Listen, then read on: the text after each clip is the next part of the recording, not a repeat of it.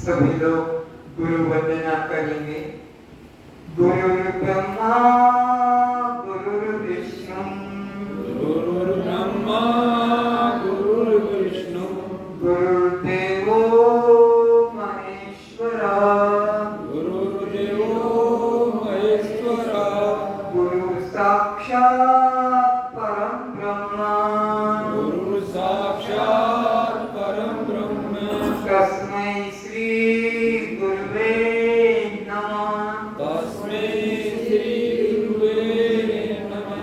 त्वमेव माता च पिता त्वमेव त्वमेव माता च पिता त्वमेव त्वमेव बन्धुश्च सखा त्वमेव त्वमेव बन्धुश्च सखा त्वमेव विद्या द्रविणं त्वमेव विद्याद्रविणं त्वमेव त्वमेव सर्वं मम गुरुदेव देव त्वमेव सर्वं मम देव देव। असतो मा सद्गमय अस्तो मा सद्गमय तमसो मा ज्योतिर्गमय तमसो मा ज्योतिर्गमय मृत्योर्मा मृतं गमय।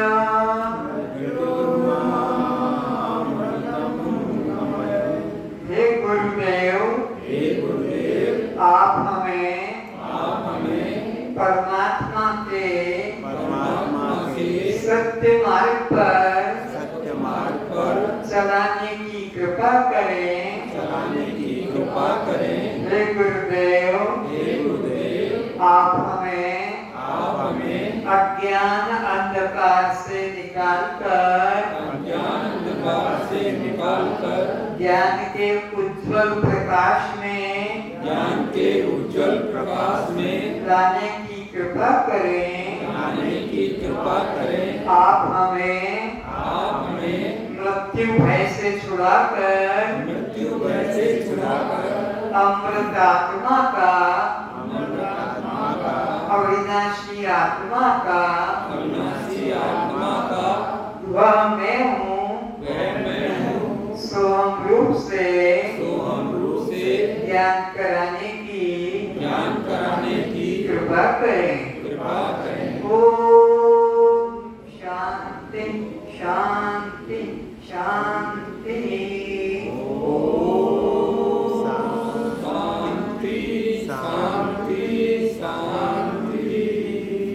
सभी प्रेमी लोग अपने मंगल नेत्रों को खोलें। श्रोताओं के रूप में बैठे हुए सभी पिता माताओं के चरणों में मेरा प्रणाम।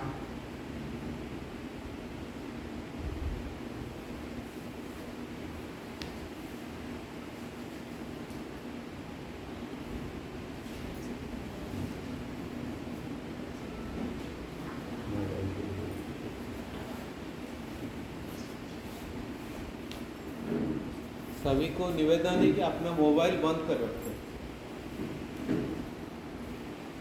सत्संग में मोबाइल लाना पाप, फिर भी लोग नहीं समझते।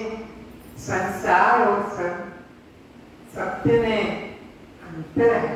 मोबाइल जेब में रखने का मतलब है कि छूट न जाए संसार।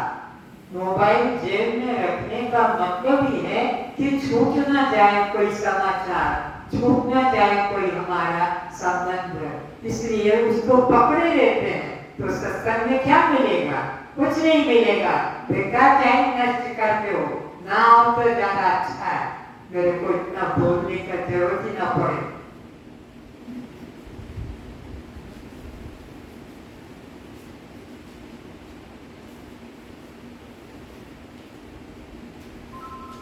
तो अब ये बताएं, सत्य किसे कहते हैं? विद्यार्थी नहीं आप? माइक चलाने वाले? अच्छा, पीछे वाले बताएं। सत्य आत्मा से कहते हैं। जिसका तीनों कालों में नाश न हो उसे सत्य कहते हैं। ये वेदांत की परिभाषा है, गीता की परिभाषा है। मिथ्या किसे कहेंगे? जन्म लेकर मर जाए। सत्य वह जिसका कभी नाश, सत्य वह जिसका कभी नाश नहीं होता। और मिथ्या वह जैसे शरीर जन्म है मरेगा, जन्म है मरेगा। इसे ना राम बचा पाए, न कृष्ण बचा पाए, न राधा बचा पाई, न रुक्मणी, न सीता, न लक्ष्मी। देह धरे का दंड है, सबका भूखे हो। ज्ञानी भोगे ज्ञान से, मूर्ख भोगे म्याऊं म्याऊं रोए। उसको तो रोना ही पड़ेगा। उसका कोई रास्ता, ज्ञानी कभी देह छूटेगा पर वो ज्ञान से उसको देखेगा। तो असत किसे कहते हैं? असत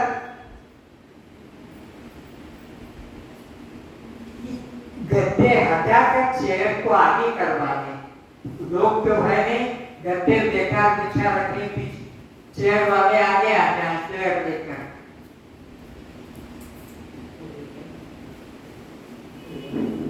जिसे असर कुछ कहते हैं, क्या कहा तो जाए लेकिन इसको छू के नहीं बता सकते। कहा तो जाए पर छू कर बता ना सके उसे असत कहते हैं। जैसे नाम, जाति, अपने शरीर का नाम, अपने शरीर की जाति, अपना शरीर का जो है संबंधी, बस कहा तो जाए पर बता न सके।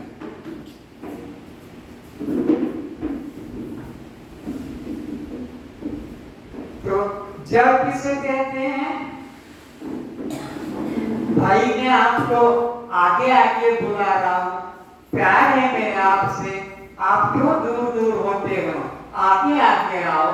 और अब बताओ कि जड़ किसे कहते हैं? जो अपने दूसरे को ना जाने। एक ही सज्जन सब कुछ बोलते हैं, आप क्यों नहीं बोल पाते? अन्न तो वो भी खाते हैं, अन्न आप भी खाते हैं, कान आपको भी है, कान सबको है, तो क्यों नहीं? हमारा मन एकाग्र नहीं है। मोबाइल के अंदर वाइब्रेट होता है तो हम भाग के जाकर बाहर बात कर लेते हैं, उसमें आप सतर्क हैं। सत्य के मामले में हम क्यों नहीं सतर्क होते हैं? तो विवेक करके बताएं कि जड़ किसे कहते हैं? लिखा नहीं है कापी में? अरे कापी में लिखा है, जो अपने को भी ना जाने, दूसरे को भी ना। बहुत अच्छी बात। आगे की कुर्सी पे बैठो, पीछे मत क्यों जा रहे हो?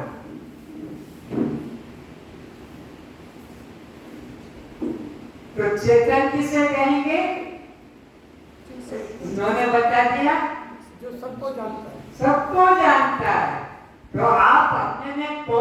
जड़ है और कौन चैतन्य बताओ? अब अपने में खोजो। आत्मा चेतन है। तो आत्मा मेरा बाप है कि बेटा है? उसको मैं करके बोलो। मैं चैतन्य हूँ और मेरा शरीर जड़ है। मैं चैतन्य हूँ और मेरा शरीर जड़ है।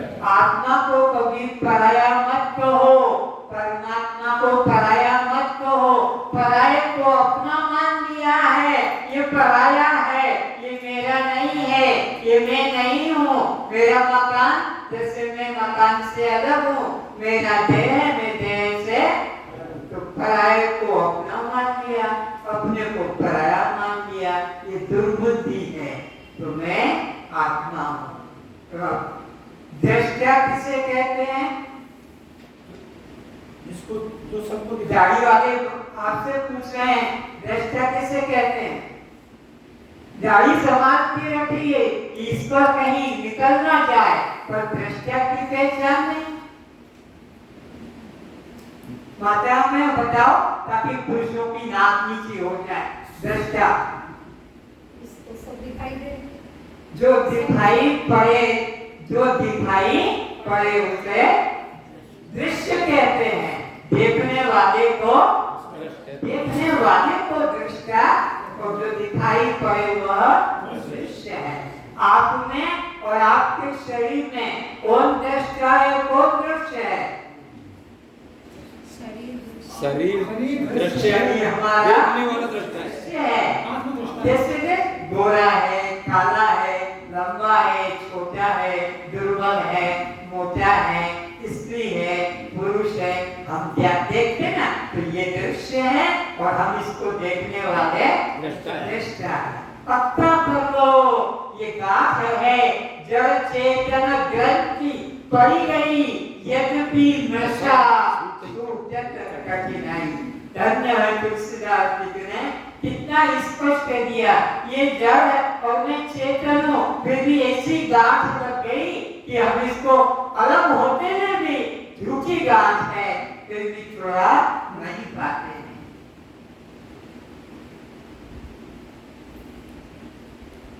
तो शव ये क्या पहचान है? शव किसी को कंधे पे उठा के ले गए होंगे और जलाया होगा। जो शव किसे कहते हैं? जो निष्क्रिय हो, निष्प्राण, निष्क्रिय, कोई क्रिया नहीं, निष्प्राण, प्राण भी नहीं है, निर्जीव, और उसमें कोई क्रिया नहीं, प्राण नहीं, चलन नहीं, उसको कहते हैं शव। तो शिव किसको कहते हैं? जो बोलता है, चलता है, खाता है, पीता है। तो तुम हमारे शरीर में और तुम में कौन तो शव है और कौन शिव है? आत्मा। मैं आत्मा करके बोलो, आत्मा को पराया मत करो। मैं आत्मा शिव हूँ और मेरा शरीर यही पर दोनों है। ये जड़ चेतन की बात यही से निकालना है।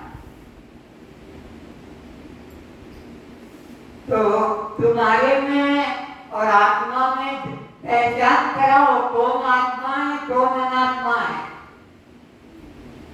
मैं आत्मा हूँ, मेरा शरीर, मैं आत्मा हूँ, बहुत ठीक था, और मेरा शरीर बोलो अनात्मा है। मैं आत्मा हूँ, मेरा शरीर अनात्मा। क्या पहचान है आत्मा की? जल्दी बोलो, बैठे बैठे बोलो। आत्मा जलता नहीं है, पानी से भीगता नहीं है, और वायु से सूखता नहीं है, और शस्त्र से काटा नहीं जा सकता। शस्त्र से काटा न जाए, अग्नि से जलाया न जाए, पानी से भिगाया न जाए, पवन से सुखाया, उसे क्या कहेंगे? आत्मा। एक हो गया आत्मा मैं, और ये हो गया मेरा शरीर अनात्मा। तो मेरा शरीर क्या है? अनात्मा है। तो स्वयं प्रकाश किसे कहते हैं? स्वयं प्रकाश जो सबको प्रकाशित करता हो, सबको प्रकाशित करता हो। स्वयं किसी से प्रकाशित नहीं होता है। उसे स्वयं प्रकाश कहते हैं। पर प्रकाश जो दूसरे के प्रकाश जो से दूसरे के प्रकाश से प्रकाशित होता हो। कोई दृष्टांत दे के बताओ। सूर्य चंद्रमा तारे चंद्रमा सूर्य से प्रकाशित होता है। सूर्य के प्रकाश से जगत प्रकाशित होता है। मेरे प्रकाश से सूर्य भी और चंद्रमा भी और तारे भी और दुनिया के सब मेरे प्रकाश से। और मेरे का मतलब ये चमड़ा नहीं, ये शरीर नहीं, आत्मा। आत्मा के प्रकाश से सूर्य। अगर मैं ना हूं तो सूर्य कौन कहेगा उसे? मैं ना हूं तो चंद्रमा उसे कौन कहेगा? मैं ना हूं तो दीपक कौन कहेगा? मैं ना हूं तो ये जगत कौन कहेगा? मेरे होने से संसार है, मेरे होने से ये देवी देवता स्वर्ग देखो, मेरे होने से तो मैं हूं स्वयं प्रकाश।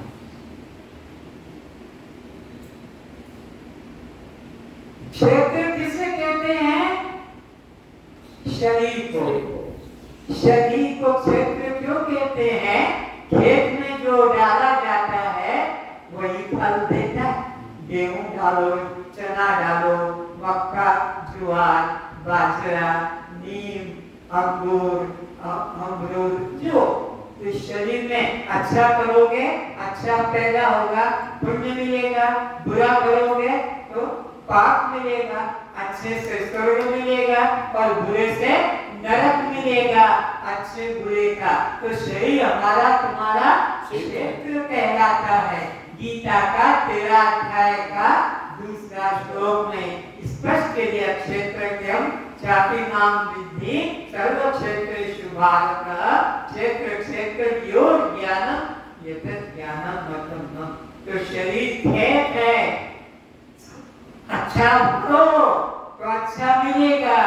और किसी की निंदा, किसी की बुराई, किसी की चोरी, किसी की हत्या, किसी का दुख दोगे तो जैसे बुनेगा वैसा ही काटा जाएगा।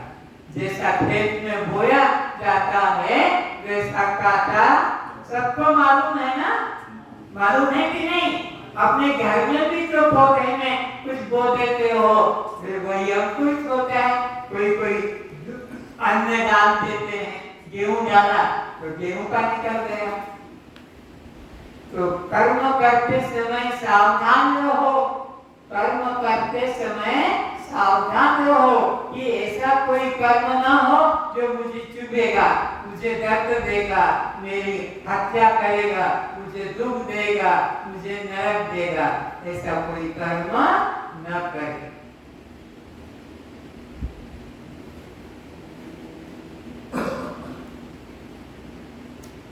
अधिष्ठान नोट करो। अधिष्ठान किसे कहते हैं?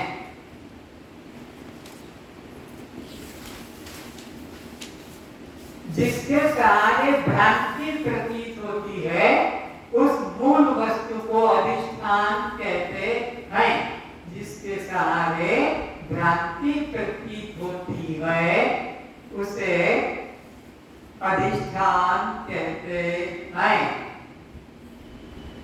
जैसे रस्सी में सांप, मूल वस्तु रस्सी है, तेरी मेरी रस्सी में सांप का दर्शन हमें हो जाता है। मंद अंधकार में पड़ी रस्सी में क्या दिख गया?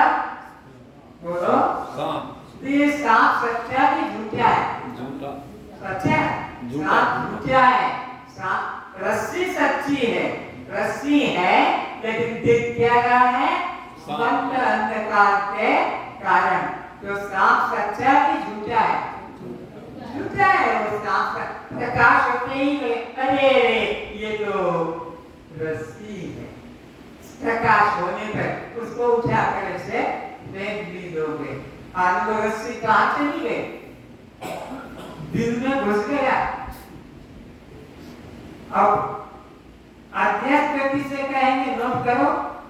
भ्रांति को अध्यात्म के अधिष्ठान के सहारे जो भ्रांति प्रतीत होती है, अधिष्ठान के सहारे जो भ्रांति प्रतीत होती है उसे अध्यस्त कहते हैं।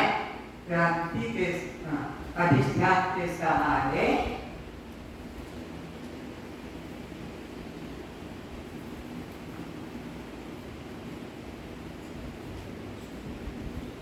अधिष्ठान के सहारे जो भ्रांति प्रतीत होती है उसे अध्यस्त कहते हैं। जैसे मंद अंधकार में पड़ी हुई रस्सी, जैसे मंद अंधकार में पड़ी हुई रस्सी हमें क्या प्रतीत होती है कि सांप प्रतीत होता है मंद अंधकार के कारण, लेकिन जब प्रकाश कर दिया रास्ता है।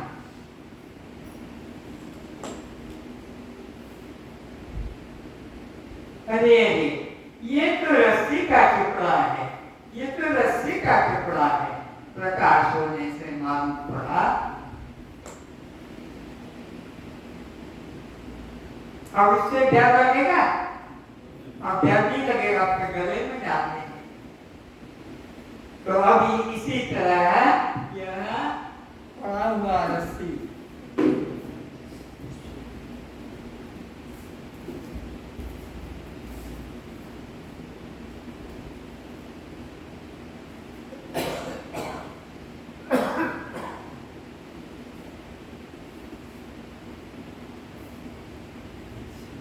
श्रवण किसे कहते हैं?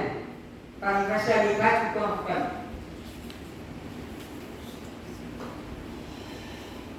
वेदों के महावाक्यों का तात्पर्य से निश्चित करने को श्रवण कहते हैं। वेदों के महावाक्यों का तात्पर्य से निश्चय करने को श्रवण कहते हैं।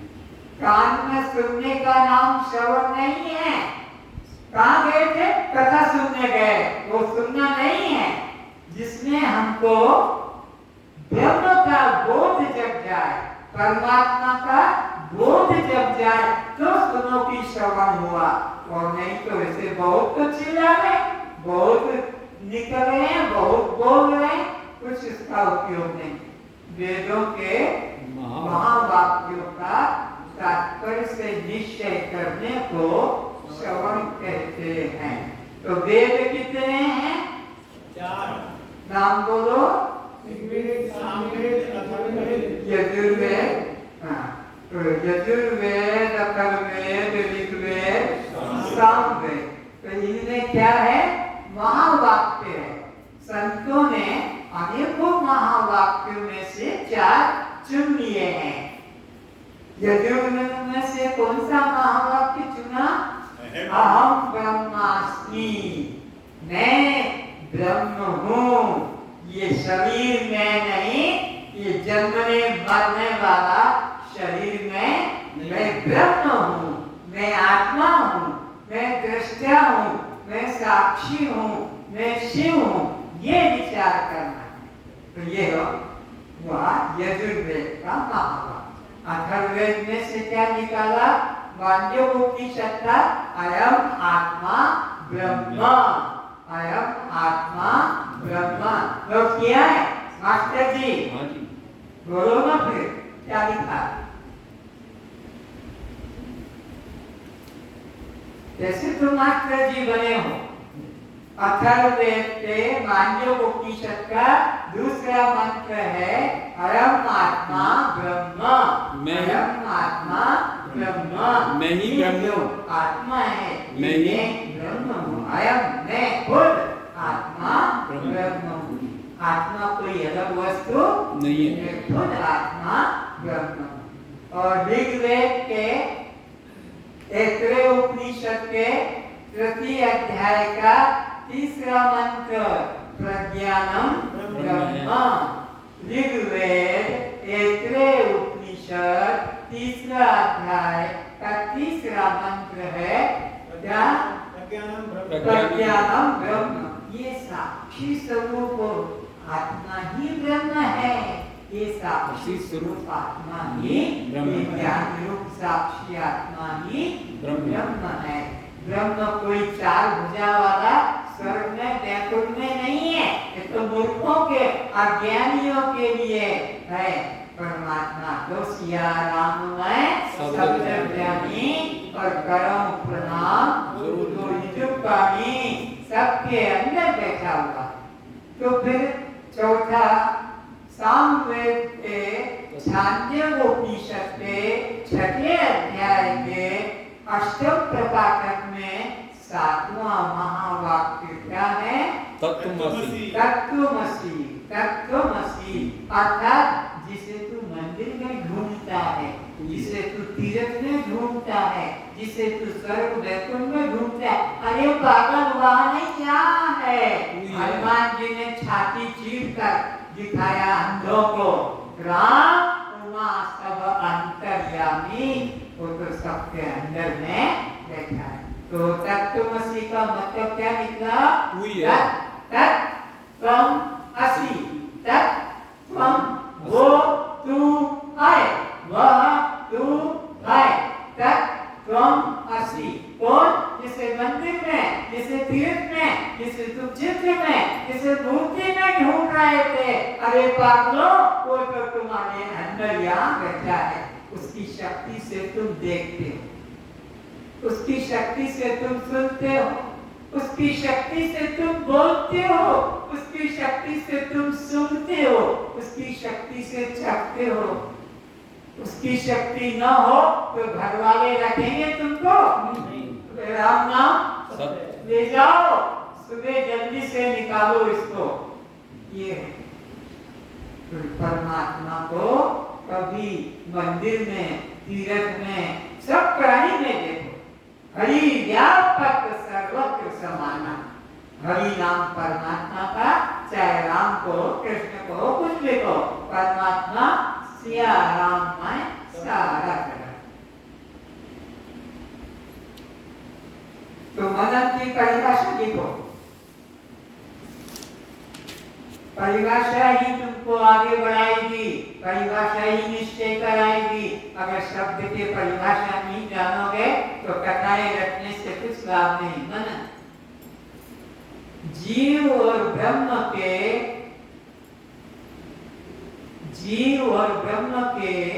अभेद की साधक, जीव और ब्रह्म के अभेद की साधक और भेद की बाधक, अभेद की साधक और भेद की बाधक युक्तियों के द्वारा, अभेद की साधक, भेद की बाधक युक्तियों के द्वारा निश्चय करने को मनन कहते हैं।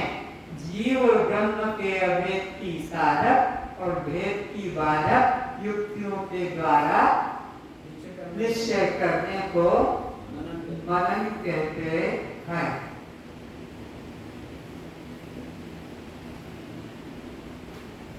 फिर से बोलो, जीव और ब्रह्म के अभेद की साधक और भेद की बाधक युक्तियों के द्वारा चिंतन करने को, अद्वितीय ब्रह्म के चिंतन करने को, अद्वितीय ब्रह्म के चिंतन करने को मनन कहते हैं। मनन कहते हैं।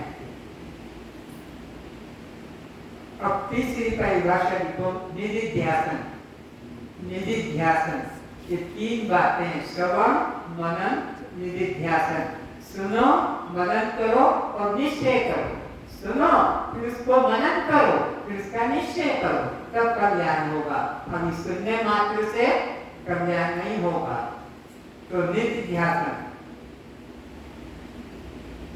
जीव और ब्रह्म के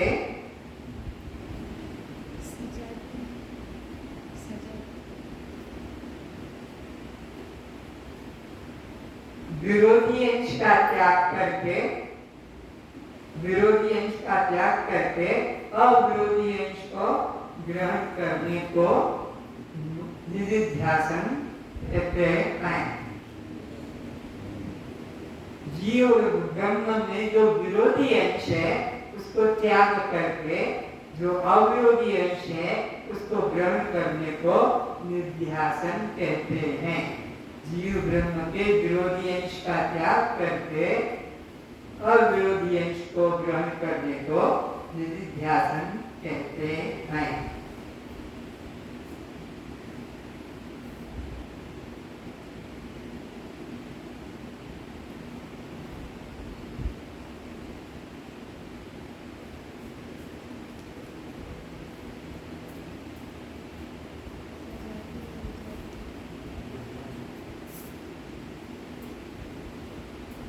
जो हम वस्तु चाहते हैं, ज्यादा लिखो मत, आगे का छूट जाएगा। आनंद पदार्थ के कौन से 5 लक्षण होते हैं? जिस पदार्थ को आनंद बताते हैं वो आनंद के कौन से 5 लक्षण हैं? सबसे बड़ा, अविनाशी, एक रस, स्वतंत्र, अभिन्न, ये 5 लक्षण जिस पदार्थ में होंगे वही अखंड आनंद दे सकेगा। कोई पदार्थ तुमको संसार का अखंड आनंद नहीं दे सकता, क्योंकि उसमें ये 5 लक्षण नहीं है। कौन कौन से? वो पदार्थ जो हम आनंद में मग्न हो जाएं और इच्छा पाने की कुछ बाकी, जिसको पाकर हमें वो कुछ पाने की इच्छा न हो, ऐसा वो सबसे बड़ा हो। दूसरा, कभी उसका नाश हो जाएगा तो फिर आनंद चला जाएगा। उससे बड़ा किसी के पास होगा तो हमारा छोटा हो जाएगा। तो सबसे बड़ा हो और अविनाशी हो और एक जैसा रहे, छोटा बड़ा दुर्बल मोटा न रहे, एक जैसा, और फिर उससे दूसरे का अधिकार भी न हो और हमसे कभी अलग भी no. सब ये 5 लक्षण आपको जिस पदार्थ में मिलेंगे वही आनंद दे सकेगा। तो सोचो, ये 5 लक्षण तुम्हारे शरीर में है? नहीं। क्या शरीर तुम्हारा सबसे बड़ा है? तुमसे कई बड़े हैं, तुमसे कई पहलवान हैं, तुमसे कई बुद्धिमान हैं, तुमसे कई धनवान हैं, तुमसे कई गुणवान। तो ये शरीर में वो लक्षण सबसे बड़ा नहीं। तो क्या शरीर में अविनाशी लक्षण है? सदा रहेगा? बोलो, मर जाएगा। जन्मा है वो भी लक्षण नहीं। तो तीसरा, एक जैसा रहेगा? एक जैसा भी नहीं। बच्चा हुआ, किशोर हुआ, युवा हुआ, प्रौढ़ हुआ, बुआ हुआ और मर गया, तो वो भी लक्षण है। स्वतंत्र, तो स्वतंत्रता है इसमें नहीं। चाहे जब दांत में दर्द आ जाएगा, आंख में, कान में, नाक में, पेट में, शरीर में रोग आ जाएगा, तो इसमें शरीर एक रस कभी होता नहीं, एक जैसा सदा रहता नहीं। मालूम हो रहा है माताओं? समझ में आ रहा है? शरीर में आनंद का कोई लक्षण? ये तो दुख का घर है, दुखों का भंडार है। कभी सर में दर्द, कभी पेट में दर्द, तो कभी कंधे में दर्द, तो कभी घुटने में दर्द, दर्द दुख है। आत्मा में 5 लक्षण। आत्मा सबसे बड़ा है, आत्मा से और कोई बड़ा नहीं। ये गीता के 7वें अध्याय के 7वें श्लोक में कल पढ़ के बताया था, मालूम है, कल पढ़ के बताया था गीता में कि मेरे से और ऊपर कोई है नहीं। 7वें अध्याय के 7वें मंत्र में भगवान खुद बोलते हैं, अर्जुन पत्रम नान्यं किंचिदस्ति धनंजय मयि सर्वमिदं प्रोक्तं सूत्रे मणिगणा एव च। ए अर्जुन, मेरे सिवाय इस जगत में दूसरा कोई भी मुझसे थोड़ा भी बड़ा नहीं है। जैसे सूत की मणियों में सूत की अंदर विद्यमान है, सूत की माला है, सूत की मणके हैं, सूत ही रहता है। ऐसे कई सब जीवों में सूत में मणियों की तरह सूत के अंदर हम कपड़ा भी बुन लेते हैं, माला भी बना लेते हैं, नाड़ी भी बना लेते हैं, सूत से सब बन जाए, सूत में सब है। ऐसे परमात्मा पशु भी है, पक्षी भी है, ईच भी है, सब रूपों में परमात्मा विद्यमान है। फिर वो अविनाशी भी है, वो भी गीता में कहा है, मैं अग्नि से जलता नहीं, शस्त्र से कटता नहीं, पानी से भीगता नहीं, पवन से सूखता है। ये भी गीता में कह दिया। फिर ये भी गीता के अंदर कहा कि वो परमात्मा जो है कैसा है, वह सब में समान है।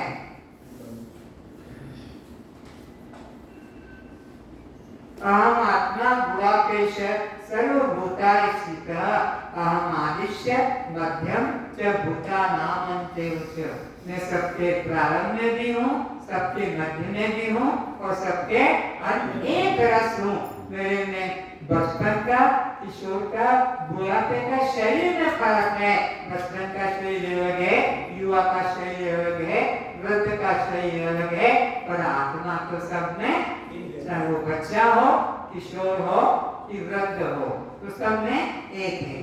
और वह परमात्मा स्वतंत्र है। परमात्मा पे कोई दूसरा और शासन करने वाला नहीं है। और परमात्मा अभिन्न है, हमसे कभी अलग नहीं।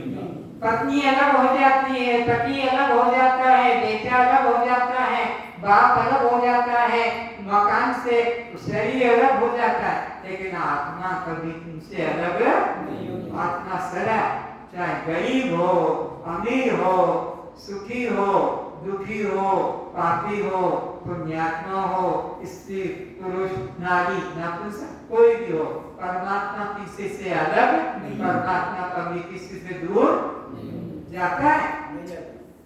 लोग तुमसे नफरत कर लेंगे, कुश्ती है, बीमार है, थोड़ा हो गया, कैंसर हो गया, घर वाले भी कहेंगे निकालो इसको, हॉस्पिटल में भर्ती कर दो या फेंक दो जंगल में, मर गया तो जलाने की भी क्या जरूरत है। परमात्मा तुमसे कभी अलग नहीं होता। चाहे जो बीमारी हो, परमात्मा तुमसे कभी अलग नहीं हो सकता।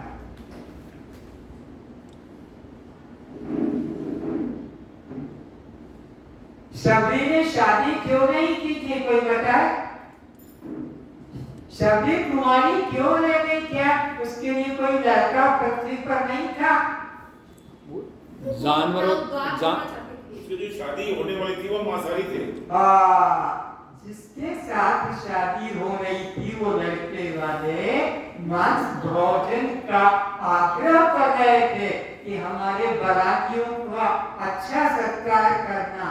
उन्हें बढ़िया हलवाई मंगाऊंगा जयपुर से, बढ़िया लड्डू, बाफले, जलेबी सब। अरे नहीं नहीं, मांस देना होगा।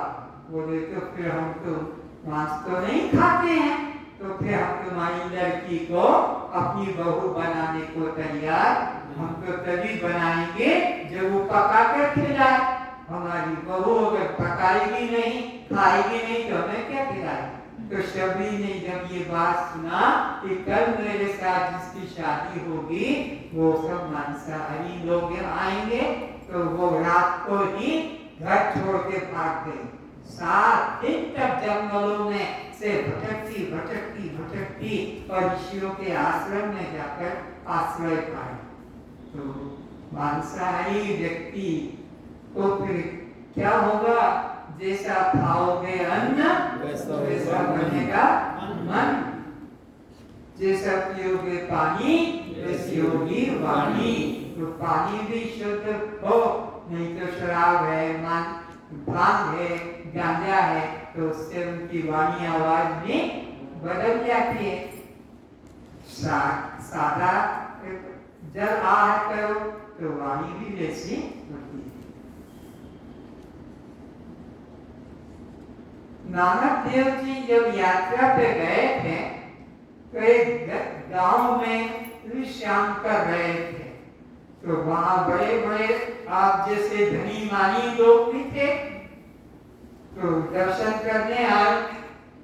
तो गुरु के पास जाते हैं तो कुछ उनको भोजन भेंट देना चाहिए।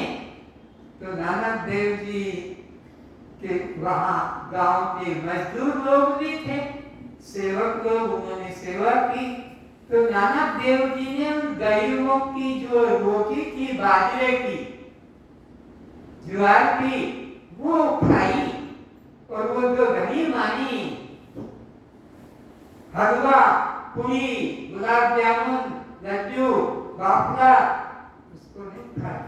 तो उन लोगों को मन में दुख हो गया कि इन्होंने गरीबों का, तो हमारे नौकर हैं ये सब, खेती में काम करते हैं, घर में काम करते हैं, नौकरी करते हैं, इनका खाया और हमारा नहीं खाया।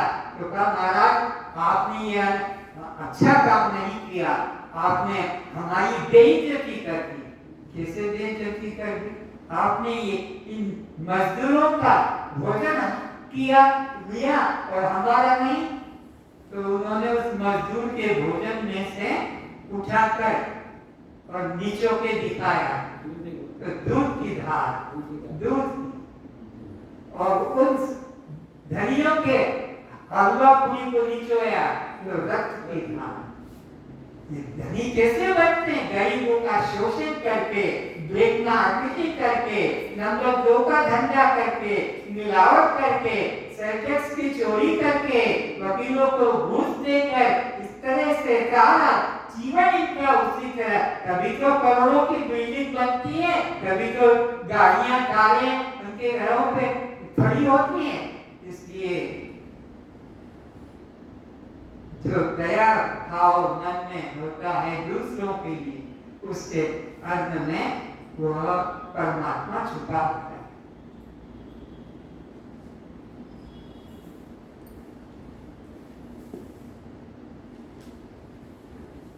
आत्मा शुद्ध महात्मा बनाने के उपाय बताओ। आत्मा को महात्मा बना, धर्म ही बना।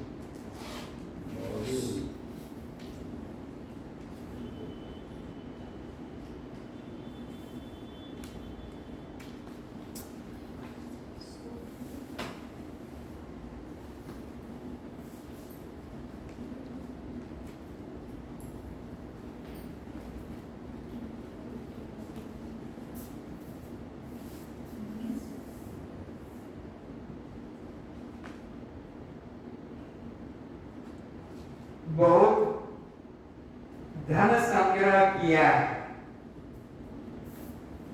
पर ये धन धन नहीं है।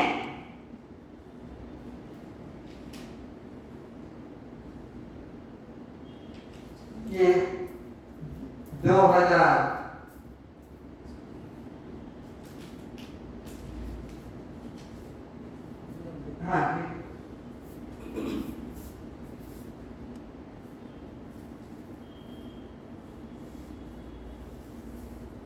ये 500 का पैकेज है।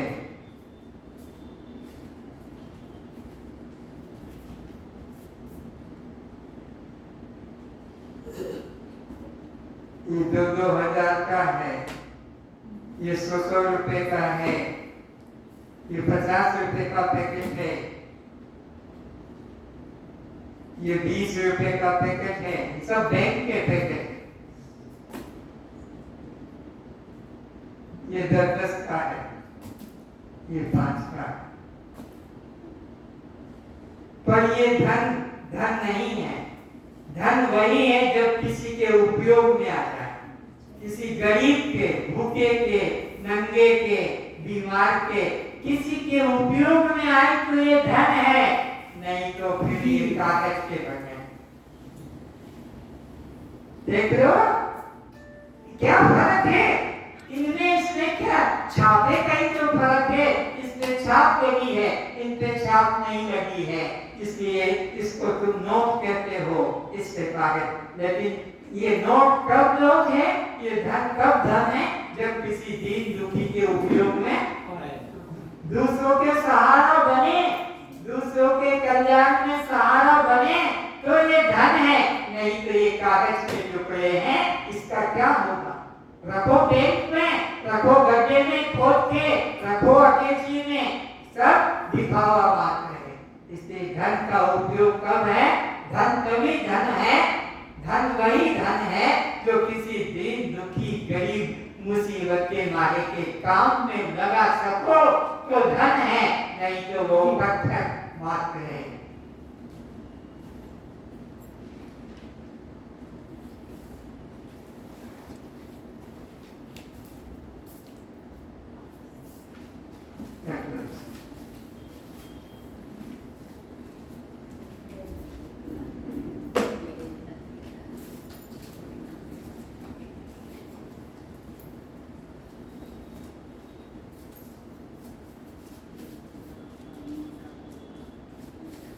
तो सोचो,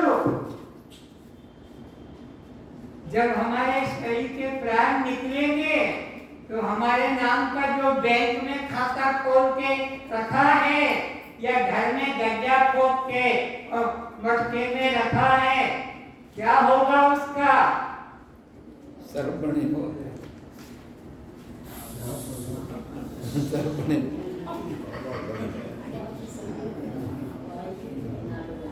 जहाँ जहाँ भी पुराना धन निकलता है वहां पर पहरा लगा होता है।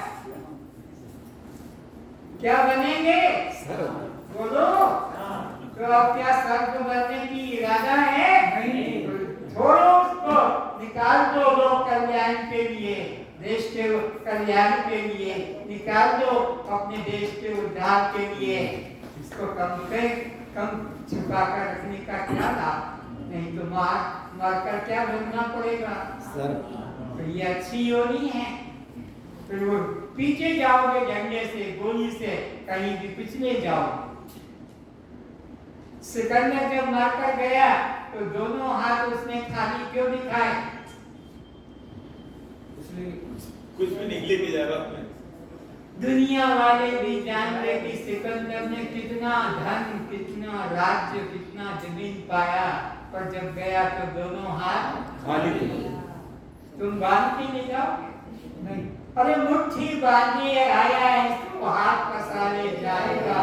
मन एक दिन ऐसा आएगा, जोड़ जोड़ भल करोड़न अंत कफन संग, वो भी नहीं जाएगा, कफन भी दूसरे लोग दे देंगे या निकाल लिया जाएगा, कफन भी जलाया नहीं जाएगा। तो इस तरह से ये मानव जीवन देव दुर्लभ योनि प्राप्त की है, इसका हमें अपने उद्धार के लिए कल्याण करना चाहिए।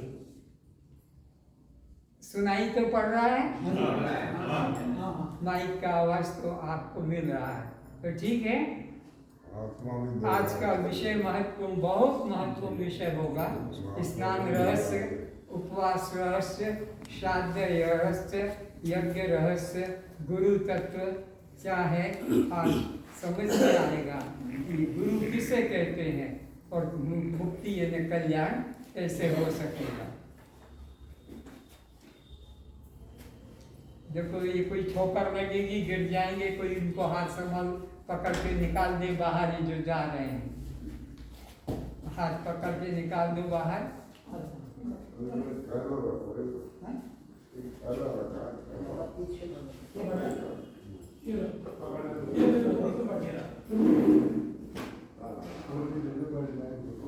आज का विषय बहुत बहुत महत्वपूर्ण होगा, बहुत प्रैक्टिकल दिखाया जाएगा, जो पहले कभी नहीं, कहीं नहीं, किसी ने नहीं किया, वो यहाँ होगा।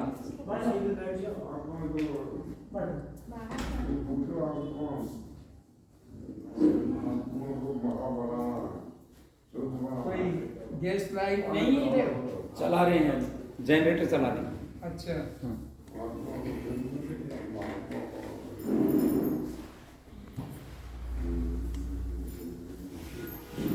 पेशाब करने भले चले जाना, पर घर मत जाना, याद रखो। ये बहुत गंभीर विषय है आज का, देखने का ही है, देखने का ज्यादा है।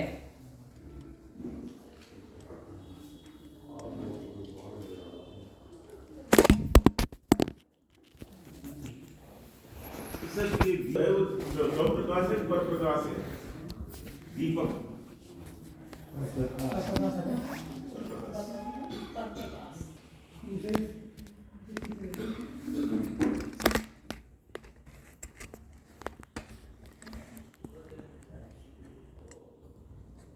टॉर्च ऐसे दीपक, जैसे टॉर्च ऐसे दीपक।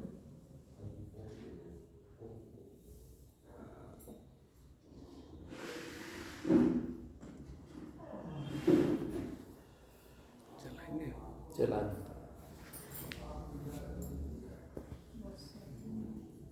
जनरेटर काम नहीं कर रहा है? चला रहे हैं। एसी बंद कर दिया पूरा, मैंने एसी बंद कर दिया। कोई कार्य करने वाला है, चलाने वाला? हाँ चला रहे हैं स्वामी जी। धन्यवाद।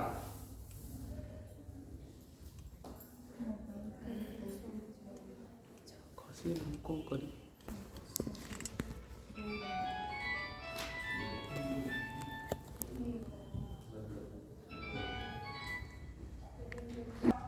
कोई नहीं। कोई नहीं, सब शाकाहारी।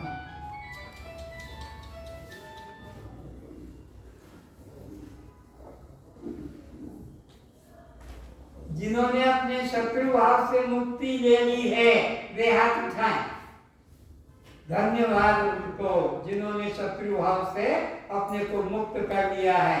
अब उनको शत्रु का कुत्ता नहीं बनना पड़ेगा, शत्रु की गाय नहीं बनना पड़ेगा, शत्रु का घोड़ा नहीं बनना पड़ेगा, शत्रु का जो है घर में सांप चूहा नहीं बनना पड़ेगा। जिन्होंने शत्रु भाव नहीं छोड़ा है उन्हें तो शत्रु के घर में कुत्ता बनना पड़ेगा, बिल्ली बनना पड़ेगा, चूहा सांप बनना पड़ेगा शत्रु से बदला लेने के लिए।